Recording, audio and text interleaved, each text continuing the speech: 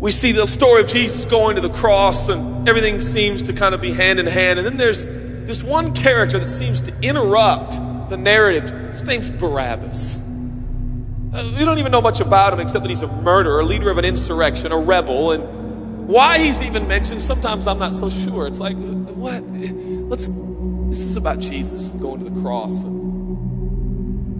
So in this moment, Pilate thinks, I hold the destinies of these two men in my hand. I know the Jews have a tradition that on a holy day, I will release one of the prisoners on death row. Pilate stands on this audacious stage, who now presents Jesus, Son of the living God, versus Barabbas, the thug and rebel. He says, all right, who do you want? This is blasphemy. This has gone too far. There's no comparison. This is a rightful prisoner, a man who should be on death row. He's a rebel against Rome. He leads a rebellion. He murders people. He's a bad man. He's a thug and he's a crook. He deserves the chains and he deserves the crucifixion. Jesus? What has he done but heal, restore, deliver, set free, open blind eyes, open deaf ears, heal the lame and the leper? What has Jesus done? Who do you want? We want Barabbas. Yeah, give us Barabbas.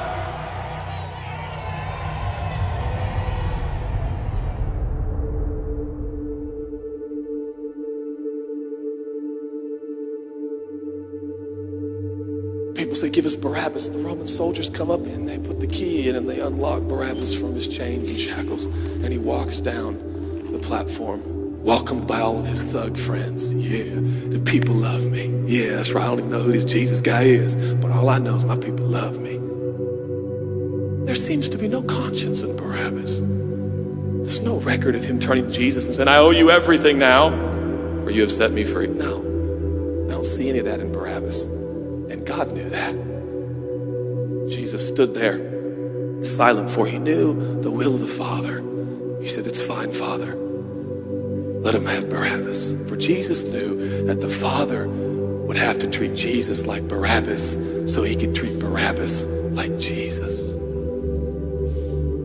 Barabbas thought it was the people that set him free. No, no, no, no. It was the love of a heavenly Father.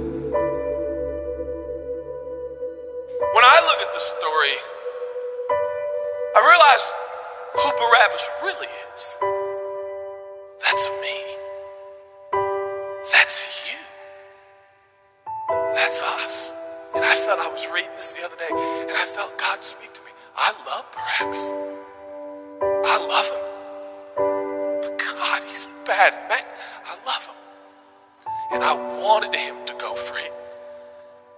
But didn't you know that he probably would have never acknowledged the free gift? Yeah, but I love Barabbas. For while we were still sinners, Christ died for us. God sent his son for Barabbas, even the one he knew would walk away from Jesus and his free gift and never come back. He loves him.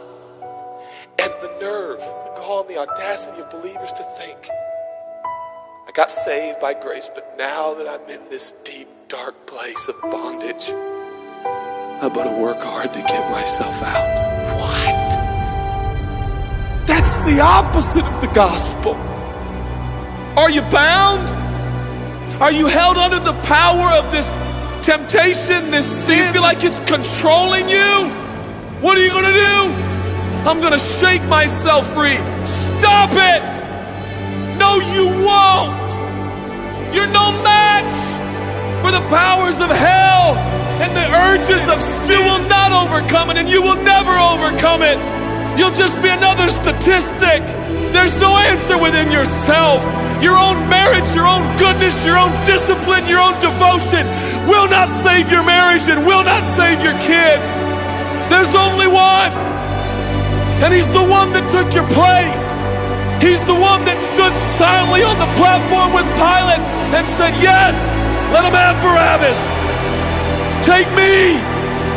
many times have I stood on that platform with Pilate and Jesus, and I'm the Barabbas, and they start to take my chains off, and I say, no, I deserve this.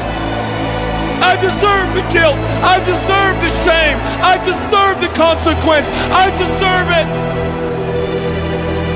Jesus seems to look at me and say, no, son, let me have it. Let me have your sin. Let me have your pain. No, God, I did it to myself. I deserve it. My marriage won't make it. This is what I deserve. I deserve divorce. I deserve poverty. I deserve sickness. I deserve it all. No!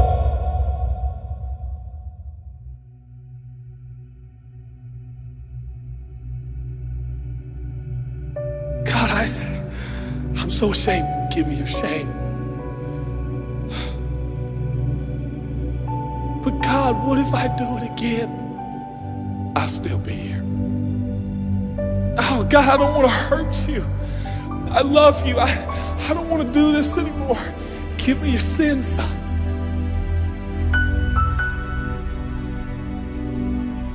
This is all we got. It's all I got. It's all you got. Your greatest challenge is not your discipline, your devotion, your focus. Your greatest challenge is believing the gospel. Could it be that there's a God with a love so scandalous, so wide, so deep, so vast, so high, so expansive, so welcoming, so inclusive?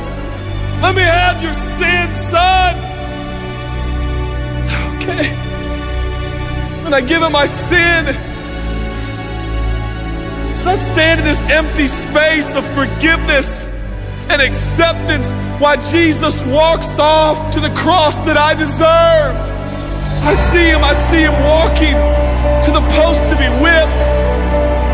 As I stand a free man, all the attention is turned now. And I feel the love of God saying, go, son, live your life.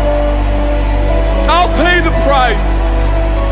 Where did we get off thinking that we were gonna set ourselves free? It's still Jesus. It'll always be Jesus. It'll never stop being the power of Jesus. If his blood is sufficient for your salvation, his blood is sufficient to sustain you through every challenge and every sin and every temptation. Jesus is enough.